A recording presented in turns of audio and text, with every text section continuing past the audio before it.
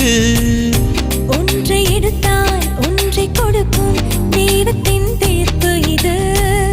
வாழ்க்கை என்ன மளிகை கடையா, கொடுத்து எதை வாங்குவது?